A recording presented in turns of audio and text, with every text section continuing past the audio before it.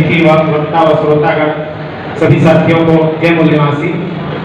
और एक सूचना मिला है कि उत्तर प्रदेश के इलाहाबाद से पिछड़े वर्ग के 5-6 साथी लोग आए हुए हैं, उनका भी मैं इस कार्यक्रम में स्वागत करता हूं।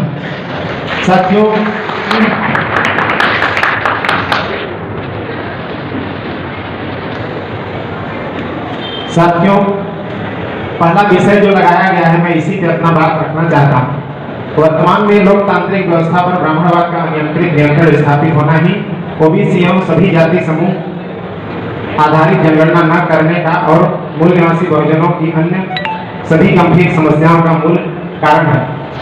तो साथियों, जो देश में लोकतंत्र को चलाने के लिए 4 पिलर बनाए गए हैं, कार्यपालिका, न्यायपालिका, विधायिका और मीडिया, तो ये जो 4 पिलर हैं, ये चारों पिलर पे ब्राह्मणों का अनियंत्रित कब्जा होना ही हमारी सभी समस्याओं का जड़ है।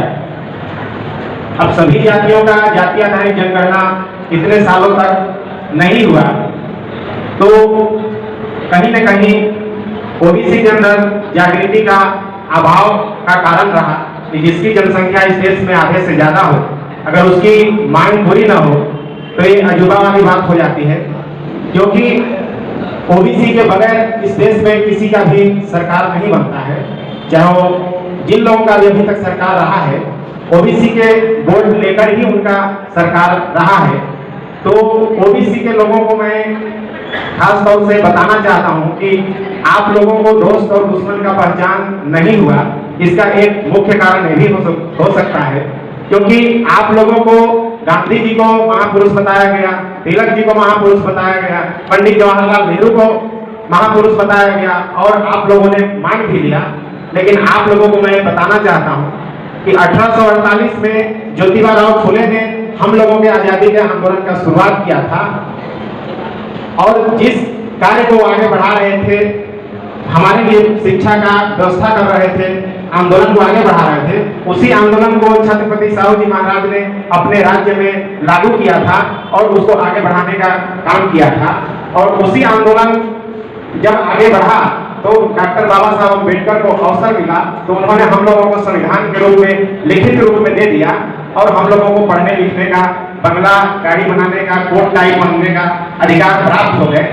मगर उसमें जो सबसे खास बात यह है कि जो हम लोगों को पढ़ने लिखने का अधिकार प्राप्त हुआ, तो जिन ब्राह्मणों ने हम लोगों को पढ़ाई लिखाई पे पाबंदी लगा के रखा था, तो जब पढ़ने का तो अधिकार मिल गया, लेकिन जिसको पढ़ने का तत्काल अधिकार मिला उसको सिलेबस बनाने का अधिकार तो नहीं मिल जाएगा। और वो अभी तक हम लोगों को नहीं मिला है। तो सिलेबस बनाने का काम ब्राह्मणों के नियंत्रण में है और उन लोगों ने जो सिलेबस को बनाया उसको हमारे लोगों ने पढ़ा और जो जितना ज्यादा पढ़ा उतना ज्यादा ब्राह्मणीकरण उसका हुआ और उसका भी है वो आचरण ब्राह्मणीकरण की तरह हो गया। वो अपने महापुरुषों को नहीं जान पाया, नहीं पढ़ पाया। इसलिए आप अपना आजादी चाहते हैं और इस लड़ाई को जीतना चाहते हैं तो आपको अपने महापुरुषों को पढ़ना होगा। हमारे कार्यक्रम में पुस्तक लगे रहते हैं, सभी कार्यक्रमों में आप इस कार्यक्रम में आइए तो एक किताब खरीद कर जरूर लेकर जाना चाहिए और उसको घर में पढ़ना चाहिए। क्योंकि आप जब अपने महापुरुषों को नहीं पढ़ेंगे तो दूसरों को बता भी नहीं पाएंगे और जब तक अपने महापुरुषों को आप नहीं जानेंगे तो इस लड़ाई को जीता नहीं जा सकता। इसलिए जितना जल्दी ओबीसी के लोग अपने महापुरुषों के बारे में जान जाएंगे उतना ही जल्दी इस लड़ाई को जीता जा सकता है।